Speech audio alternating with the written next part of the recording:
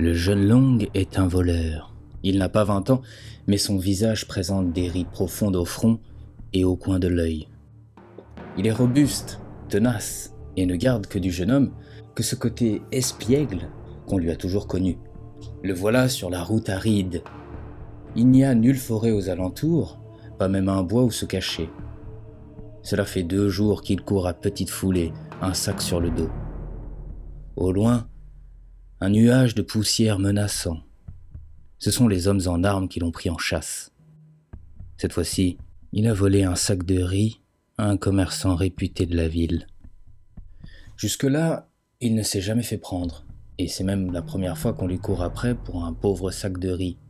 Le sac lui avait paru fort lourd, certes, mais il s'était dit que le riz avait été bien tassé, et qu'il devait être fort bon pour qu'on envoie 5 soldats à ses trousses. Il redouble d'efforts à la vue de la colline. Il prend son élan et monte la pente d'une traite. Sa bouche est pleine de bave et ses naseaux expulsent l'air avec force. Tout en haut de la colline se trouve un arbre millénaire, et au pied de l'arbre, un homme est assis en tailleur. L'ongle voleur s'arrête un instant, tente de retenir sa respiration pour ne pas troubler la méditation du vieillard, puis reprend sa course folle. Il descend la pente à toute allure, revigoré à la simple vue de la vallée verdoyante et des villages construits çà et là. Il allait pouvoir enfin se cacher et dormir un peu. 1 heure plus tard, les hommes en armes arrivent sur le haut de la colline. Aucun n'ose interroger le sage assis en tailleur. Ils passent devant lui aussi discrètement que possible. Et arrivé au bas de la colline, l'un des soldats interroge son capitaine. « Que fait-on maintenant » Le capitaine regarde à l'horizon. Il y a une dizaine de villages. Il soupire et dit « Mes amis, nous allons inspecter chaque recoin de chaque village.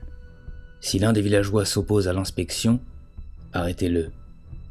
Quant aux autres, proposez-leur un peu d'or. » L'ongle voleur n'était pas allé bien loin.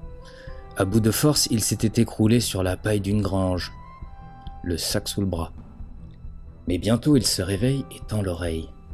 « Un voleur est dans les parages !» peut-il entendre à travers le bois de la grange. « 10 écus si tu me dis où se cache ce rat. » L'ongle retient son souffle. Il en trouve lentement le sac de riz qu'il a volé, et le sac est rempli d'or. De grosses pièces baignent entre les grains de riz. Il comprend pourquoi ils l'ont pris en chasse. Puis il se dit qu'il va s'en sortir, comme il l'a toujours fait. Sauf que cette fois, il aurait suffisamment d'or pour acheter un coin de campagne et arrêter de courir les routes. De l'autre côté du mur en bois, le villageois est en proie à un dilemme. Il connaît Long depuis son plus jeune âge. À vrai dire, tout le monde le connaît. C'est un voleur, certes, mais ce n'est qu'un enfant. Le soldat sort alors ses menottes en fer rouillé et ajoute « Fais ton choix, campagnard, ou tu pourrais plus revoir ta femme et tes enfants. À moins que ce ne soit ta basse-cour et tes cochons que tu chéris plus que tout au monde. » L'autre soldat laisse échapper un rire graveleux. Les villageois baissent leur regard. C'est évident qu'il sait où se cache le jeune Long. Le soldat le voit bien. Le villageois relève enfin la tête, puis il tend le bras vers le mur de la grange. Le soldat regarde vers la grange, puis sourit au villageois. Il lui tape sur l'épaule et remet 10 écus au mouchard. Le soldat dit à son binôme « Va chercher le capitaine et les autres. » Quelques minutes plus tard, les 5 soldats ouvrent les grandes portes de la grange. « Sors de là !» s'écrie le capitaine. Mais naturellement, Long reste caché derrière la paille et bien au fond de la grange. Derrière les soldats, le villageois aux 10 écus attend le regard inquiet. Dans son intérieur, il est confus. Il espère qu'il n'arrivera rien de grave à Long, mais il ne regrette pas tout à fait son geste. Avec 10 écus d'or, fini les poules et le labeur à l'aube. Il enverrait même ses enfants à l'école avec tout cet argent. « Comme tu veux !» dit soudain le capitaine. « Restez là, ordonne-t-il à ses hommes, je reviens. »« Villageois, dit-il encore, Va donc nous chercher l'une de tes poules. » Le villageois s'exécute et le capitaine s'en va en direction du temple. Le temple n'a pas fière allure, mais les habitants ont recouvert ses murs de motifs colorés. Le capitaine y entre d'un pas décidé, sans prêter attention au moine qui le somme d'ôter ses bottes pleines de boue. L'homme en armes va vers l'âtre et y allume une torche. Après quoi il ressort, et tous les habitants cessent un instant leur occupation pour comprendre ce qu'il se passe. Le capitaine arrive devant la grange et jette sans plus de cérémonie la torche à l'intérieur. En un instant, le feu consume la paille et gagne les parois en bois. Le villageois revient en courant, une poule dans les bras. « Ma grange! Qu'avez-vous fait, ma grange ?»« Tais-toi, dit le capitaine. Tu pourras reconstruire 10 granges avec tes écus. Et maintenant, donne-moi cette poule. C'est l'heure de manger. » Et sur ces mots, le capitaine décapite la poule avant de l'embrocher à sa lance. Ses soldats ont déjà dressé une table et des chaises avec des tonneaux trouvés çà et là. Et une femme leur sert de l'alcool de riz. Le capitaine donne la lance au villageois et dit « Fais donc cuire ce poulet. » Le villageois obéit. Il sue, il pleure et tousse tout à la fois. Soudain, Long surgit des flammes et vient s'étaler dans la boue de tout son long. Il a toujours le sac avec lui.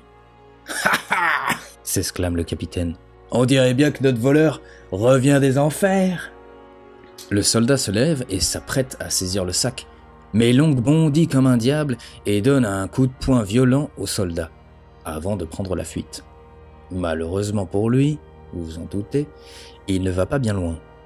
L'un des villageois lui fait un croche-patte et les soldats s'en saisissent. « Merci, brave forgeron, » dit le capitaine au villageois. « Tiens, voilà 10 écus pour ton aide. » Le forgeron les prend sans hésiter et jette le petit sac de pièces à sa femme.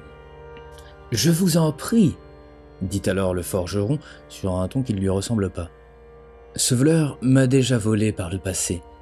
Il était temps que quelqu'un l'arrête. » C'est ainsi que Long se retrouve sur la grande place, une corde autour du cou. Il va être pendu pour l'exemple. Le capitaine s'apprête à faire basculer le tabouret sous ses pieds, quand quelqu'un s'écrie « Cessez cette folie !» C'est le sage qui arrive au loin. Il a quitté son arbre pour l'occasion. Il est respecté. On sait que beaucoup de princes l'estiment et qu'ils seraient même bons amis avec la plupart. Aussi sa parole a un poids. Aller contre le sage, c'est se mettre un prince à dos, à tous les coups. « Mais grand sage, dit le capitaine, cet homme mérite la potence. Regardez ce qu'il a volé à notre maître. » Le capitaine montre l'or du sac de riz. « Long pensait avoir volé un sac de riz, dit alors le sage. Voilà tout. Cela ne mérite pas la mort, n'est-ce pas? Relâchez-le, séance tenante. » Les hommes en armes se regardent, fort embêtés. Si le sage s'oppose à la sentence, il ne reste pas grand-chose à faire. Un mot de lui au prince, et ces 5 hommes finissent aux oubliettes. D'autant que le sage ajoute « Dis-moi, soldat, quel genre de maître sers-tu » ? « Un riche commerçant de la ville, grand sage. »« Ce n'est pas ma question, soldat. Quel genre de maître sers-tu » ? Le soldat reste de marbre. « Je vais te le dire, dit le sage. Tu sers un homme de peu. » Long a le sourire aux lèvres. Il sait que son heure n'a pas sonné. Les soldats, quant à eux, sont outrés par les propos du sage, mais ils n'osent rien rétorquer. « Votre maître cache de l'or dans des sacs de riz, dit le sage à l'endroit des autres soldats. Votre maître est malhonnête. » La honte s'empare des soldats. Une honte profonde. Le forgeron et le villageois au poulet embroché ont honte eux aussi. Ils baissent tous la tête, sauf le capitaine, qui défie le sage du regard par orgueil, parce qu'il est le capitaine. « Détachez donc ce pauvre malfrat, dit le sage, et allez dire à votre maître que l'or bien gagné s'expose au grand jour, et qu'il se déclare aux impôts princiers. » Les soldats détachent Long et repartent avec le sac de riz, le sac aux pièces d'or. Quant aux forgerons et aux villageois, ils vont timidement voir le sage, Ils s'inclinent légèrement, puis lui tendent les écus bien mal gagnés. Le sage les prend sans rien dire et va les jeter dans le feu de la grange. Tous reprennent leur labeur, sauf Long. Long, qui, tout sourire, ose même taper sur l'épaule du sage en guise de remerciement. Le sage lui adresse un regard inquisiteur et dit « Qu'est devenu le Long ? Le Long expiègle qui voulait parcourir le monde ?» Long ne répond rien. Le sage s'éloigne. Soudain, Long trouve quoi répondre et s'écrie « Je parcours les routes, grand sage, comme je l'ai toujours voulu. » Le sage s'arrête, se retourne légèrement, puis se met à rire. Il s'éloigne en riant, laissant Long sur la grande place. 2 mois plus tard, le sage voulait s'entretenir avec le prince. Il espérait être de bons conseils pour rétablir la paix dans la région et forger un empire solide. Le prince l'estimait certes, mais cette estime n'était pas encore assez grande pour qu'il renonce à la guerre, comme le sage le lui avait demandé. Le sage se présente à l'entrée de la ville. Il y croise le capitaine qui s'incline légèrement en guise de respect. Mais le sage perçoit de la malice dans le sourire du capitaine. Il pressent que quelque chose ne va pas. Il poursuit son chemin, passe devant les étals de marchandises. La ville est en effervescence et le ciel est dégagé. Pourtant, une tragédie venait juste de se produire, juste là, sur la place centrale, devant les appartements princiers. Au détour d'une échoppe, le sage découvre Long. Le jeune homme a été pendu aux yeux de tous, cette fois pour avoir volé les bijoux d'une courtisane. Une femme pleure au pied de la potence. Le sage ne peut contenir ses larmes. Il n'avait jamais été démonstratif envers Long, mais il avait toujours eu pour lui les sentiments les plus tendres. À vrai dire, le sage n'avait pas toujours été l'homme respectable qu'il était. Il avait été tout aussi espiègle et fou que le jeune Long. Il repensait à son enfance en cet instant, et à la fois où il avait séché les cours. Sa mère, fort contrariée, avait alors déchiré la belle étoffe qu'elle s'était éreintée à broder des jours durant. Le garçon qu'il était avait alors demandé « Mère, pourquoi déchires-tu un si bel ouvrage ?» Ce sur quoi la mère avait répondu « Tu sais maintenant ce que je ressens, à voir mon fils sécher les cours. » Dès lors, le jeune avait été un étudiant assidu et il était devenu le grand sage que tout le monde respectait. Il avait espéré la même trajectoire pour Long. Le sage sèche ses larmes d'un revers de manche, puis s'approche de la mère en deuil. Il hésite, puis déclare ces mots terribles. « Ne pleure plus, vieille femme. Ce n'est pas le ciel qui a tranché prématurément le fil de la vie de ton fils.